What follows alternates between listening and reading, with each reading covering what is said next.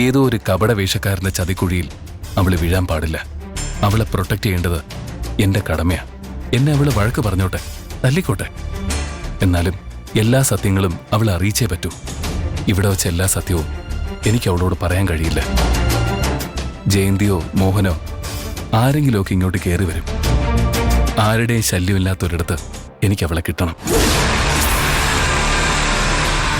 അവനാണ് ഗന്ധർവനെന്ന് ഡ്യൂപ്ലിക്കേറ്റ് ഗന്ധർവൻ അവളെ വിശ്വസിപ്പിച്ചിട്ടുണ്ട്. ഞാനാണ് ശരിക്കുള്ള ഗന്ധർവനെന്ന് എനിക്ക് അവളെ ഇതുവരെ വിശ്വസിപ്പിക്കാനും കഴിഞ്ഞിട്ടില്ല. അതാണ് അവന്റെ വിജയവും എന്റെ പരാജയവും. ഒരു 10 മിനിറ്റ് അവളെ എന്റെ മുന്നിലൊന്ന് കിട്ടിയാൽ മതി. വെറും 10 മിനിറ്റ് അവളെ എന്നെ ഒന്ന് കേൾക്കാൻ തയ്യാറായാൽ മതി. അവളെ സ്നേഹിക്കുന്ന ഗന്ധർവൻ ഞാനാണെന്ന് എനിക്ക് അവളെ വിശ്വസിപ്പിക്കാൻ കഴിയും.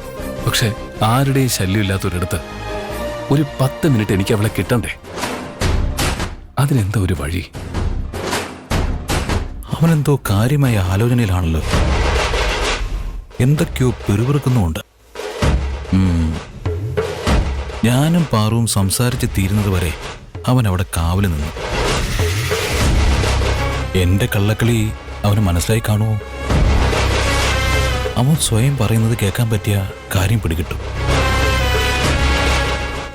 കുറച്ചുകൂടെ അടുത്തേക്ക് പോവാം.